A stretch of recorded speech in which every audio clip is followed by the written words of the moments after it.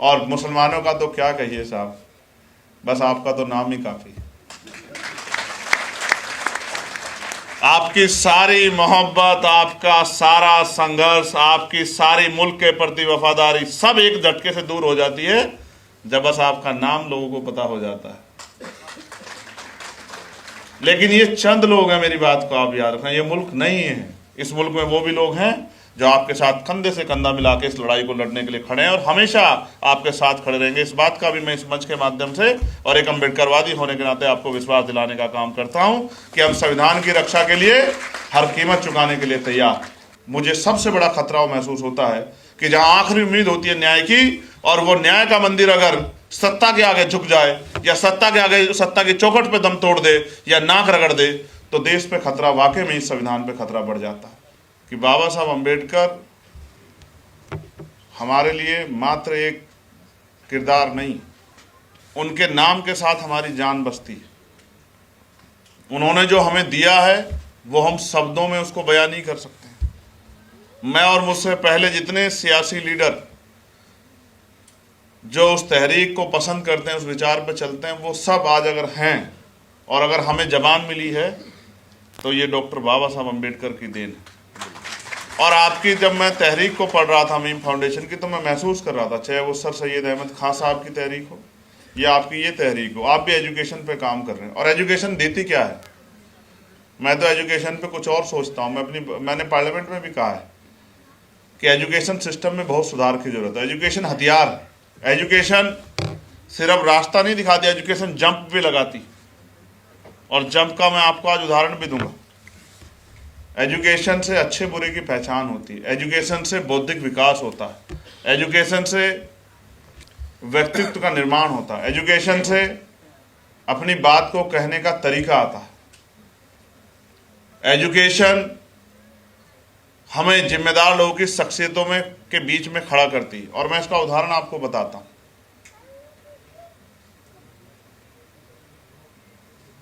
कोई शख्स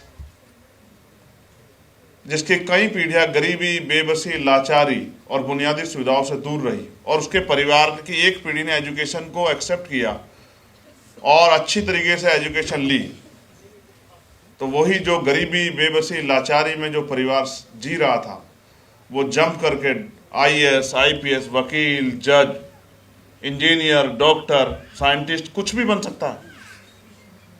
इस भूमिका पे जब वो आता है, उसका सम्मान बढ़ता है, उसके परिवार की हालत बदलती है, जिन लोगों के बीच वो रहता है उनके सोचने का तरीका बदलता है, बहुत कुछ बदलता है। एजुकेशन इसलिए जंप देती है कि कल तक जो सड़कों पे घूम रहा था और वो आज परीक्षा देके IAS की, और वो IAS बन के जब जिले में जाके DM बन के बैठता है तो पूरे जिले को ऑपरेट करता है, और जब उसकी गाड़ी कहीं से गुजरती है तो देखने वाले कहते हैं कि जिलाधिकारी जा रहा है।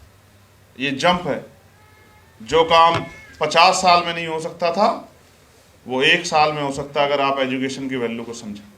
तो मीम फाउंडेशन, मुबारकबाद मीम फाउंडेशन को कि वो बहुत अच्छा काम कर रहे हैं, डिजास्टर पे भी काम कर रहे हैं वो, और जो तमाम तरह की चीजें जो मैंने उनके फोल्डर में पढ़ी, वो बहुत सारी चीजों पे काम कर रहे हैं। तो ज़हनी तौर पे उनको मैं खुले दिल से समर्थन करता हूं। लेकिन मैं आपको ये बहुत जिम्मेदारी से कहना चाहता हूं, एजुकेशन सिस्टम आज हमारे देश का बहुत लो लेवल पर है। जितना सरकार को, स्टेट और सेंट्रल गवर्नमेंट को पैसा खर्च करना चाहिए GDP का, उतना कोई सरकार खर्च नहीं कर रही। और उसका खामियाजा ये है, अदीब साहब बैठे हैं, मैं इस बात को किसी से जोड़ना नहीं चाहता। मैंने पार्लियामेंट में कहा कि जब चपरासी से लेके और क्लास 1 के सबसे सीनियर अधिकारी तक, जब राष्ट्रपति जी से लेके और गांव के सरपंच और वार्ड के मेंबर, इस बीच में जितनी इकाई आती हैं, चाहे वो चेयरमैन हो, चाहे वो मेयर हो, चाहे वो जिला पंचायत सदस्य हो, चाहे वो BDC हो, चाहे वो जिला पंचायत अध्यक्ष हो, चाहे वो विधायक हो, चाहे वो सांसद हो, चाहे वो मंत्री हो, चाहे वो कैबिनेट के मंत्री हो स्टेट के, चाहे वो मुख्यमंत्री हो, चाहे वो राज्यपाल हो, चाहे वो सेंटर के मंत्री हो, चाहे वो प्राइम मिनिस्टर हो या राष्ट्रपति हो, और एडमिनिस्ट्रेशन लेवल पे चाहे वो गांव में patwari, secretary, ADO, BDO, SDM, CDO, DM, commissioner, IG, DIG, SHO, CO, थानेदार या फिर प्रिंसिपल सेक्रेटरी, चीफ सेक्रेटरी, चाहे वो स्टेट के सेंटर के, जब तक इनके बच्चों को सरकारी स्कूल में जो है नहीं पढ़ाया जाएगा तब तक एजुकेशन सिस्टम हमारे यहाँ का कभी भी किसी भी कीमत पे बदल नहीं सकता। और जिस दिन ये हो गया, जिस दिन मंत्री जी का बच्चा पढ़ेगा स्कूल में सरकारी, विधायक जी का बच्चा पढ़ेगा, सांसद जी का बच्चा पढ़ेगा और डीएम का बच्चा पढ़ेगा, एसएसपी का बच्चा पढ़ेगा, और वहीं किसान, मजदूर, गरीब, दलित, पिछड़े, मुसलमान, आदिवासी और तमाम जरूरतमंद लोग जिनकी जेब में पैसा नहीं, उनका बच्चा पढ़ेगा, तो आप देखना एक नंबर की गुणवत्तापूर्ण एजुकेशन मिलेगी स्कूलों में। तो ये जो आज प्राइवेट सेक्टर में बड़े बड़े जो बिल्डिंगें बनी खड़ी है, ये जो जेब काटती है लोगों की, ये बंद हो जाएंगी और इस एजुकेशन को अंतिम लोगों तक पहुंचने का मौका मिलेगा। हमारे नेता कहते हैं अदीब साहब कि हमने गरीबों के लिए बहुत अच्छे स्कूल बना दिए, अच्छी तनख्वाह मिलती है वहाँ टीचर्स को, लेकिन उनमें अपने बच्चों को वो इसलिए नहीं पढ़ाते क्योंकि वो उनके हाल जानते हैं। उनको पता है यहाँ पढ़ के उनका बच्चा कुछ नहीं बनने वाला। एक तरफ इंग्लिश मीडियम है और दूसरी तरफ हिंदी मीडियम है, और आज यहाँ हमारे यहाँ जो 4 बात अंग्रेजी में बोलता है उसको लोग बड़े सम्मान से देखते हैं, जो हिंदी में बोलता है उसकी तरफ सोचते हैं कि इसको बहुत कम आता है। लेकिन हम जिस स्ट्रक्चर में पैदा हुए और जहाँ गांव से हम निकल के आए, हमारी जबान है हिंदी, देहाती, खड़ी बोली, हम इसको जीते हैं, हम इसमें रहते हैं, इसमें प्यार है, मोहब्बत है।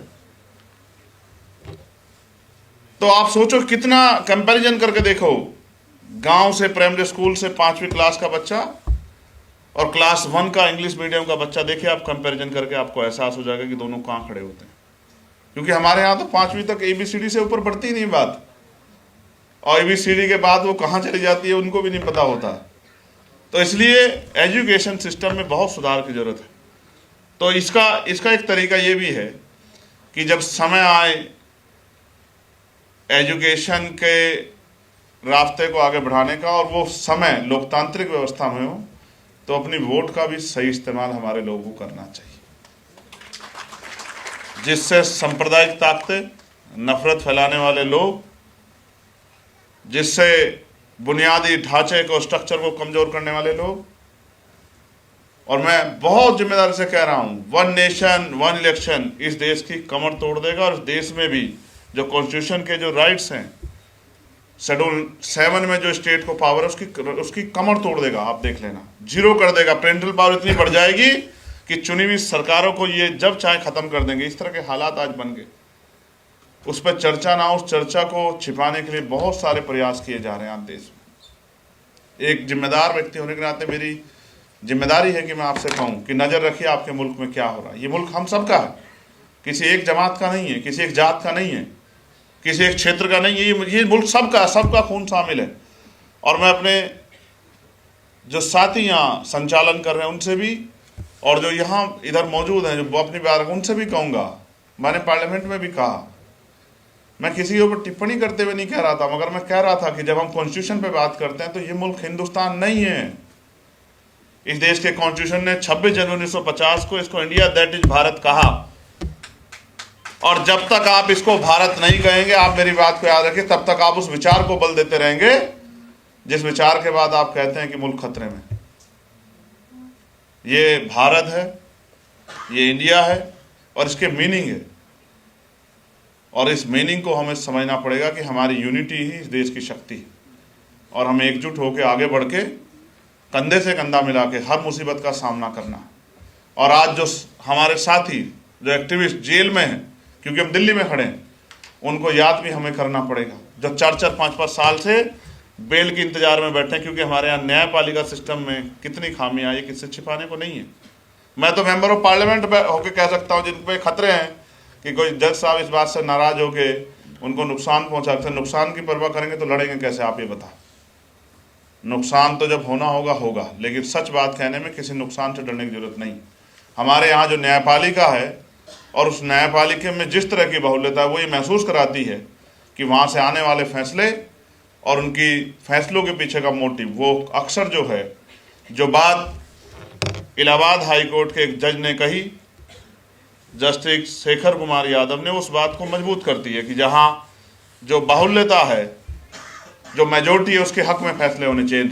जुडिशरी सिस्टम ये नहीं है कि मेजोरिटी के हक में फैसले होने, जुडिशरी सिस्टम ये है कि न्याय होना चाहिए। अगर किसी की संख्या 1 है और सामने वाले 99 है तो 99 लोगों के हक में फैसला नहीं होना चाहिए। अगर वो गलत है, फैसला उस एक के पक्ष में होना चाहिए जो सही है, तब ये न्याय माना जा सकता है। तो मुझे हमारे आज के जुडिशरी सिस्टम से और उसमें जिस तरह की सरकार का इन्वॉल्वमेंट है, मुझे सबसे बड़ा खतरा महसूस होता है कि जहां आखिरी उम्मीद होती है न्याय की, और वो न्याय का मंदिर अगर सत्ता के आगे झुक जाए या सत्ता के आगे, सत्ता की चौखट पे दम तोड़ दे या नाक रगड़ दे, तो देश पे खतरा, वाकई में इस संविधान पे खतरा बढ़ जाता है। और आप महसूस कीजिए, बहुत सारे फैसले ऐसे हैं जो सोचने को मजबूर करते हैं कि क्या हमारा जुडिशरी सिस्टम सही काम कर रहा है। कितने लोग हैं, जब वो कल अगर निर्दोष पाए गए तो कहां से आप उनकी जवानी और उनका इस समय लौटा दोगे जिस समय को आपने बर्बाद करके रख दिया। सिर्फ सियासी कारणों से आज कितने लोग, और मुझे कहने में कोई गुरेज नहीं है, मैं यहां भी कह सकता हूं, मैंने पार्लियामेंट में भी कहा था कि बहुत सारे ऐसे साथी उमर खालिद और खालिद सैफी से लेके शर्जिल इमाम, सिफाउर रहमान से लेके जो जेलों में सड़ रहे हैं, और उनकी आवाज़ उठाने वाला कोई नहीं, और आवाज़ उठाई जाती तो दबाई जाती। और मैं यहाँ ये भी कहूँगा कि मेरे छोटे भाई अब्दुल्ला आजम और आजम खान साहब, जिन्होंने इस मूवमेंट को आगे बढ़ाने का काम किया, जो सर सैयद अहमद खान साहब ने चलाई थी एजुकेशन की मूवमेंट को, और उन्होंने वो जौहर यूनिवर्सिटी बनाने का काम किया। आज जौहर यूनिवर्सिटी पे भी और आजम भाई को भी क्या सहना पड़ रहा है, ये भी किससे छिपा हुआ नहीं। मैं बहुत जिम्मेदारी से अपनी बात को खत्म करते हुए आपसे कह रहा हूं, मुल्क हम सबको देख रहा है। एक पहला भी समय आया था जब ब्रिटिश हुकूमत के खिलाफ लड़ाई लड़ी गई थी, तब भी मिलके मुल्क ने लड़ाई लड़ी थी, और आज भी जरूरत है कि हम लोग मिलके एक मुट्ठी बन के लड़ें। और जब हम एक मुट्ठी बन के लड़ेंगे, क्योंकि चिंताएं होती हैं जब किसी एक मजहब पे बयान दिया जाता है, जब एक मजहब को कटघरे में खड़ा गया, चिंताएं होती। आज हमारे सिख समाज के भाई बैठे हैं, उनके मन में भी पीड़ा होती होगी जब वो अपनी बात को लेके कहीं आंदोलन करने आते हैं तो एक टाइटल देके उनको जो है, उनको उनकी भक्ति को, उनकी शक्ति को, उनकी राष्ट्र के प्रति जो है प्रेम को एक झटके से जो है अलग करने का प्रयास किया जाता है, उन पर आरोप लगाए जाते हैं। जब हमारे जैन समाज के लोग, उनके जो ऐतिहासिक स्थल, जिस तरह से उन पर कब्जा किया जा रहा है, जिस तरह से उनको अपमानित किया जा रहा है, जिस तरह से उनके तीर्थंकरों को जो है और उनके जो पॉइंट्स हैं जिन उन पे कब्जा किया जा रहा है, उनमें भी चिंता है कि उनकी आवाज़ कोई उठाए। जिस तरह से बौद्ध भाइयों को जो है उनकी धार्मिक आज़ादी को छीना जा रहा है, सिर्फ 22 प्रतिज्ञा लेने पे मुकदमे हो जाते हैं, और तमाम तरह की चीज़ें हमारे सामने हैं। हम आपस में मिलके बुरे दौर में किस तरह से लड़ना है, इस पर चर्चा कर लेते हैं। जिन लड़ाइयों का जिक्र किया गया हमारे साथी द्वारा, जो जुल्म के खिलाफ लड़ी गई, मैं उन बेहतरीन लड़ाइयों के पर्दे के पीछे जो लोग थे वो यही थे। अक्सर हम सिर्फ हीरो को देखते हैं, लेकिन हीरो को दिखाने वाली जो कैमरे की टीम होती है, जो राइटिंग टीम होती है, वो दिखाई नहीं देती। अखलाक साहब बहुत शानदार शख्सियत हैं, पत्रकारिता से लेके और स्ट्रेटजी में उनका बहुत अच्छी पकड़ है। और उसी तरह से वसीम अकरम त्यागी साहब बड़े ट्रोल होते हैं सोशल मीडिया पे, जब कोई बात लिखते हैं तो इनका और हमारा संयुक्त जो है, ये हमेशा कोई भी लड़ाई रही हो, किसानों की हो, नौजवानों की हो, मजलूमों की हो, हर लड़ाई में इनकी शिरकत किसी ना किसी तौर पर रहती है। अकेला आदमी कोई भी कुछ नहीं कर सकता, बहुत सारे लोग मिलके बहुत बड़ी बड़ी ताकतों से लड़ सकते हैं। आज भी बहुत काम था, लेकिन वसीम साहब का आदेश था कि आना है, तो जब इनका आदेश हो गया तो कोई चीज़ बची नहीं थी। फिर मैंने कहा कि भाई फिर आ जाएंगे। मीम फाउंडेशन बहुत अच्छा काम कर रहा है, उनके अच्छे काम को सराहना चाहिए। जो करीबी तौर पे 2-3 चीज़ें रखी थी भाई ने कि उनका एक बोर्ड होना चाहिए, इस चीज़ को हमें 4-5 साल पहले हमें महसूस हुआ जब एक मुसीबत आई हमारे यूनिट पे और हम बहुत सारे लोग गिरफ्तार होकर जेल चले गए। तब हमें याद आया कि अगर ऐसी कोई हमने बोर्ड बनाया होता तो ऐसे बुरे दौर में वो हम लोगों को संभाल लेते। तो एक संगठन के लिए और उस संगठन के हर व्यक्ति पे एक अंकुश होना चाहिए कि वो उस दायरे को क्रॉस ना करे, वो तानाशाह ना हो जाए, वो उस उम्मीद के साथ जो आपने मीम फाउंडेशन बनाया, लेकिन और कोई भी तंजीम बनी जिस उम्मीद के साथ बनी, उस विचार उस उम्मीद को वो अपने निजी फायदे के लिए भेंट ना चढ़ा दे। तो एक बोर्ड होना ज़रूरी, ये उनकी बात को मैं आगे बढ़ाते हुए सलाह देता हूँ कि ये बहुत ज़रूरी है, आपकी तंजीम के काम आए, क्योंकि आपकी मूवमेंट वो रुकनी नहीं चाहिए। जो काम मीम फाउंडेशन कर रहा है, अक्सर हम जय भीम और जय मीम के नारे जब लगते हैं तो बहुत सारे लोग पूछते हैं कि ये मीम वाले, मीम से वो एक सिर्फ एक बड़ी आबादी की तरफ उनका, और वो बड़ी आबादी मुसलमानों की तरफ उनका इशारा रहता। अच्छा हुआ कि मीम फाउंडेशन, तो ये भी बात उनकी समझ में आ जाएगी कि मीम सिर्फ जो है एक धर्म के लोग नहीं, एक मीम एक तहरीक भी। दूसरा, बहनों के लिए कहा गया, ये बहुत सही है, क्योंकि आधी आबादी को पीछे छोड़ के ना मुल्क तरक्की कर सकता, ना कोई कौम तरक्की कर सकती, ना कोई प्रदेश तरक्की कर सकता, और ना ही कोई मूवमेंट तरक्की कर सकती। क्योंकि जब हम बात करते हैं हक और इंसाफ की, तो उनमें हर एक व्यक्ति के लिए बात होनी चाहिए। मैं इस टीम को भविष्य में कभी किसी भी तरह की मेरी कहीं भी मेरे योगदान की ज़रूरत पड़ेगी तो वो मुझे याद करें, मैं हमेशा उनके साथ खड़ा रहूँगा। इस बात का भी मैं आपसे वादा करता। और जो आज के हालात हैं, पढ़े लिखे लोगों की जिम्मेदारी होती है